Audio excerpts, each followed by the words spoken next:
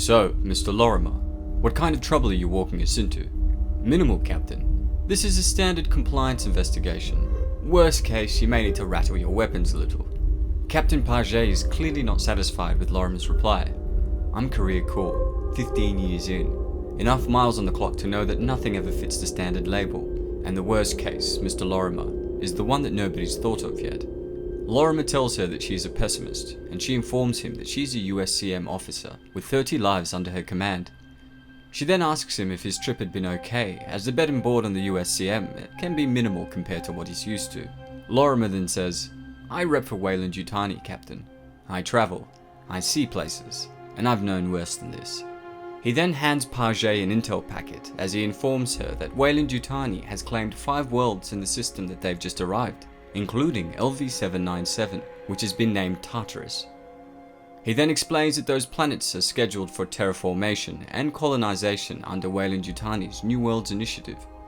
There's essentially a colony fleet 9 months away, but the company is concerned that a rival corporation like Siegson is employing unlicensed prospectors to strip the worlds before their development team arrive. This is essentially why her platoon has been called in. Lorimer explains that her mission was to investigate the planet they were approaching and to prosecute any illegal activity if necessary. She asks him if he'll be watching from the ship, and Lorimer tells her that he prefers to ride along. Paget then says, I thought you might. On the ground, you answered to me and my officers. No deviation. Lorimer insists that this wasn't his first rodeo. Paget then walks out and tells him that they need to be prepped to go in 90 minutes. She then approaches Singer, who is looking at readings being picked up by their sensors, where there appear to be massive voids. Singer asks her why she didn't ask Lorimer what these readings had meant, and she essentially says that if he'd had an answer he wanted to give her, it would have been on the intel packet. Now, we're essentially getting an indication that Weyland-Yutani's nefarious workings are known in certain circles, especially within the USCM, who are often sent to investigate on behalf of the company. I mean, that has always been the common thread of the alien universe. Weyland-Yutani are a powerhouse conglomerate with their sights on dominating the galaxy. And we've seen time and time again that they are okay with sending their own workers to their deaths if it means that there is a chance of acquiring new alien technologies. Now, both Paget and Singer come to the consensus that they are either witnessing a failure in the sensors, or it means that the sensors are peering into areas they don't understand. Hey guys, what is up? Niyat here with Film Comics Explained, and we are back with what kickstarted Film Comics Explained, with the continuation of the incredible Fire and Stone storyline by picking up with Life and Death. Now, for those of you who haven't seen Fire and Stone yet, I've left the link below. I highly recommend watching the videos covering that storyline before watching this. In essence, the Fire and Stone Anthology chronicled what had occurred after the events of Prometheus, with a salvage crew heading to the planet to discover what had happened to the Prometheus, its crew, and Weyland himself.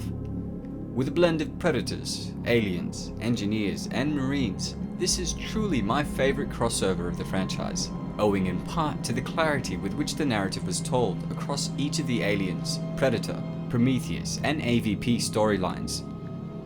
Written by graphic novel veteran Dan Abnett and drawn by Brian Thies, this story follows the crew of the Hasdrubal, who are on their way to a planet called LV-797. We pick back up in the main hangar, where we hear a bit of banter and speculation among the grunts as to what their mission was. And what Abnett is essentially doing is showing parallels to the Marines that we saw in the Aliens movie. Officer on deck! Listen up. We're dropping for a surface sweep. Unlicensed prospecting, illegal asset stripping. Tread lightly, please. If there's anything to be solved, let's try and solve it with reason and conversation. This isn't Light Home. I'm looking at you, Freebody. Yes, ma'am. This is Mr. Lorimer. Some of you will have seen him on board. The company has sent him to make sure we do a good job of protecting their investment here, show him courtesy, and watch his back. And by courtesy, I mean not using any of those terms we agreed were not good out loud words. I'm looking at you, Jalil. Yes, Captain. Understood. Hell yeah. I'm filled with reassurance. Lorimer talks to one of the sergeants named Roth, who explains that the soldiers had recently come out of an intense battle that involved a massive firefight. They had lost a few people and were supposed to rotate back for resupply and rest, but were rerouted to this location after picking up Lorimer. Roth essentially reinforces the notion that they aren't tired, They are actually eager for action as their blood was pumping from the last battle, which is worrying the captain. They approach the atmosphere and begin making their descent. They have essentially split the force in two to investigate the sensor disruptions and anomalies, with half of the soldiers heading to one location and the others checking out another spot. Page tells Roth, who is in the other bird, to be safe before the two aircrafts begin to split up. We can also spot that this is being watched by a predator in camouflage. The first ship lands in a clearing and the soldiers note how hot it is upon exiting the ship. A few of them are complaining about the bugs that are biting them, and we can see them being ordered to lower the noise. It's at this point that they find a man-made facility up ahead. Upon entering, they find excavator units, which they determine must have been the cause of their sensor disruptions. Lorimer notes that this was Seegson Tech, which was essentially another conglomerate and Weyland-Yutani's main competitor. Page asks how Roth and his team were doing, and he lets her know that they have touched down safely and were doing a spot check. It's at this point that he stumbles upon a large lander tractor unit. Page asks if it was still intact and is told that it has been considerably damaged. The soldiers look up and speculate whether they were looking at grenade damage, and one of the grunts mentions that it looked like some kind of energy blast. They then spot movement up ahead, and we see the grunts moving in. USCM, show yourself! Show yourself or we start putting rounds into that structure. A man slowly comes into view with his hands in the air, who is surprised to see the Marines. He babbles some nonsense before telling them that they shouldn't have come here. When asked why not, he simply says, because no one should have come here. Not us. Not you. Not anyone. Because this all belongs to them. And now, so do you. We head back to the other group. Singer is leading the pack who spots something up ahead. Captain Page, you're gonna want to see this. Page looks over at Singer and asks him why they were not able to see that thing from the air. I don't have an answer ready, Captain, and that is potentially more troubling than the object itself. We head back to the other group. Damn it, I keep getting bit. They like the taste of you, Chimo. Gotta be needing some antihistamine shots tonight. Chimo, your face is getting bright. You've got red spots. Chimo starts scratching his face, as the other grunt notices that the 3 spots have now moved a bit lower on his face. Man down! Man down! We got contact! Shoot! The other soldier is in shock and asks what did that, before questioning what he was supposed to be shooting at. They both then start firing in all directions. They stop, as one of them notices green fluorescent blood below them. He tells his friend that he must have hit something, only to find that his comrade has now been attacked from behind by the predator. He starts firing in their direction, but the predator has already gone invisible. It reappears in front of him and takes him out with little effort as the soldier says, "Get some." We can see the 2 predators standing over the bodies of the Marines they had just taken down. One of them repeats the phrase, "Get some," to the other hunter. Page looks up at the engineer's ship and asks if anyone has any thoughts. Singer then says, "It's undoubtedly an XT artifact, Captain.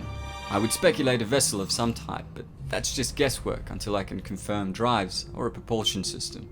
Lorimer then tells them that this was definitely Xenotech, which meant their priorities have just been revised.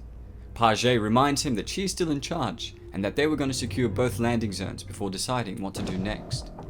We can see that the group is being watched by a predator. Page immediately turns around and tells the group that she had the strangest feeling she was being watched, just as they get a message from Roth that they have found a survivor. The survivor, a man named Goad, then begins telling his story to the group. "We came here to strip assets." Page asks him if he's admitting to illegal prospecting, and he simply tells her that it hardly matters, as he would essentially welcome the security of a locked door and bars on the window. He then says, "They looked like trees, like the forest, like glass. They look like things that weren't there."